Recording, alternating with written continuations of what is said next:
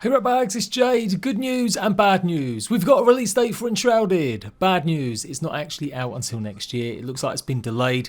Originally scheduled for sometime before the end of 2023. It is now going to be next year. But not that far off. January the 24th, 2024, you'll be able to play this brand new 16-player co-op survival action RPG game.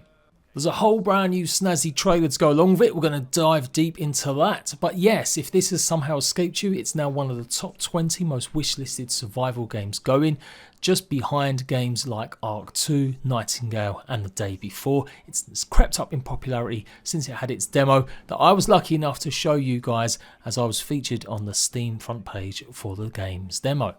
Obviously really enjoyed my time with the game. The building mechanics are second to none, really having a crazy mix of voxel based building with intuitive kind of design that you can build castles and forts or massive cave systems and have your home pretty much anywhere you want.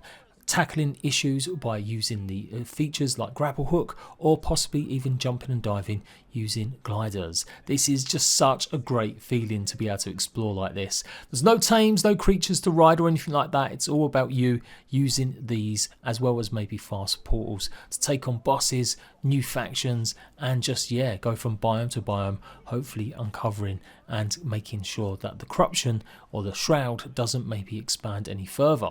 This massive fog is dangerous and that's where we're going to spend a lot of time hunting down bosses and maybe rescuing NPCs to give us new recipes for items, tools, gear and armour. So very excited about this. I am predicting it's going to be one of the biggest survival games going next year for sure. And I'm going to be absolutely all over it on release day.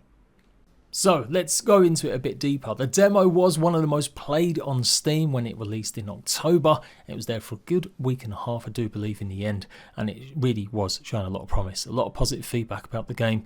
It is coming to consoles eventually as well, but it does look like obviously it's going to be in early access on PC first. It's made by the same people that made Portal Knights, and I've gone through this info before, but just in case you somehow have missed it. And the idea is that you are Flameborn, you are awakened in a realm that's got all of the kingdoms in either disrepair, and you've pretty much got to go out there and forge your own destiny while avoiding the dangers and exploring the really, really horrible places like the Shroud. If you want to be a wizard, you can. If you want to be a ranger class, an explosives expert, or just good old-fashioned sword and shield, that's what Enshrouded is offering. The demo was kind of showing us that there's a randomised loot that you can pick up. It looks like in certain areas there'll be different levels and enemies will scale apparently judging on where you are. These are new relatively. I've not seen these creatures before. Kind of a mix of baboon and maybe Ewok. And a little glimpse of maybe a new desert biome that we're seeing with these fat chunky trees, but definitely a bit more of a sunny outlook compared to the more traditional medieval fantasy setting that we played in the demo. So obviously going to be expanding a lot upon the map and getting around the map using the glider, using fast teleportals and stuff. If you want to go the sneaky route, you can do. Stealth is also a viable option. Take on enemies with special attacks that you can hit when you're getting close to them. And it's got to be one of the greatest strengths. It's like a open world game, but you will have the choice to play it how you want. It does at times feel like Portal Knights 2.0, obviously with a brand new engine and not so blocky. That was a great game behind it all. People just assume it's a kid's game because it was colourful and bright, but it was actually a really good, cool little game.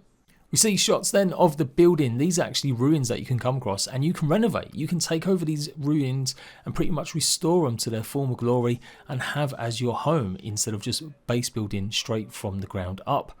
You gather resources and these convert into blocks which you can then customize into shapes already predetermined, or you can pretty much build block by block if you really wanted to. And yes, terraforming is a thing. If you want to build a massive cavern or a hole through the mountain, you can sleep like a tiny little hobbit. Truly, the base building here is something I don't think I've seen in any other games for a long, long time. Just the way that you can shape and manipulate stuff and really just combine.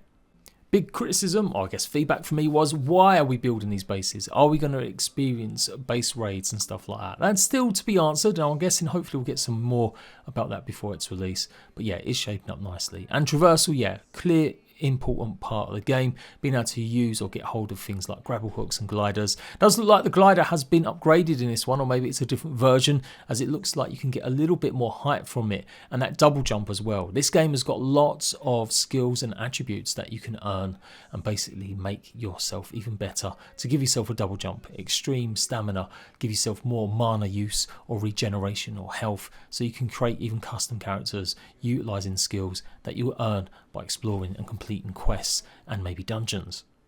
It's got a like effective XP system, but it did look like the bulk of the XP was earned by doing specific big actions, like maybe taking on dungeons and bosses. This is something I hadn't really seen much of other than before than just a small reveal trailer.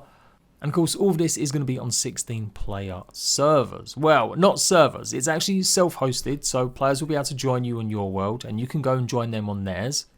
You'll be able to take your character over to their world if you want to, but it does look like dedicated servers and stuff like that. That will be something you will be able to host yourself, but there's not going to be official servers by the looks of things. So can you imagine 16 of you and your pals running around a world like this? It is a static map, it's not procedure generated, but taking on bosses and creatures, I think it would be really cool. And yeah, at least they've got the option, they are going to have the dedicated servers, so you'll be able to get hold of them and play with your friends if you want. Either hosting them yourself, or I'm sure we'll see them on serve providers like the Trader.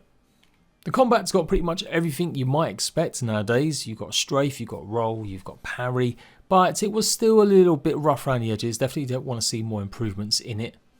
And I'm hoping the static map, since it isn't procedure generated, is going to keep people's attention. How are we going to be going into this Shroud to maybe get more resources is going to be crucial in keeping the game fresh and hopefully making people return. It did kind of come out of nowhere, Enshrouded. Like, they've been working supposedly on Portal Knights 2 for a while, with a small investment from Tencent, I do believe.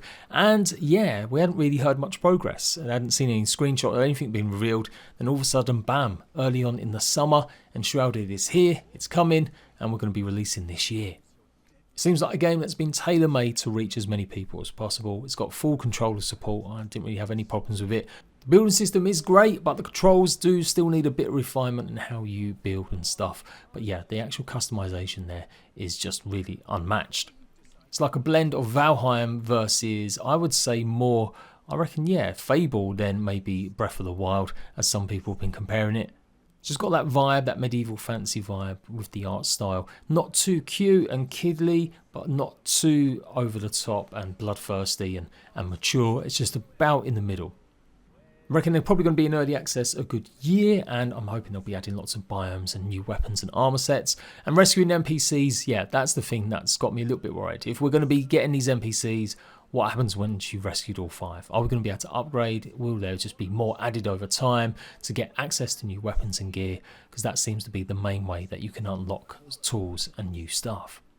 But yeah, you rescue these NPCs, you bring them back to you, and you can just plonk them down inside a little room a la Terraria, encouraging them maybe to come home. Hopefully they expand on that a little bit. Nice to see that maybe you've got to build certain things for the NPCs, just to make it a bit more interesting and give a little bit more length to their mechanics. The demo wasn't having a huge amount of different enemy styles, it was mostly just these type of bandits and a few wildlife creatures like wolves. Although the Shroud creatures were pretty cool, some of them looking, it does look like they're kind of fungal based, so hopefully we're going to see some really gnarly monsters in the full game. So go and check out the videos already done, and I will see you for sure on release date and any new info shown off, any gameplay, any clips, I'll be talking about it, any dev blogs. Until next time, ratbags, I'll see you later.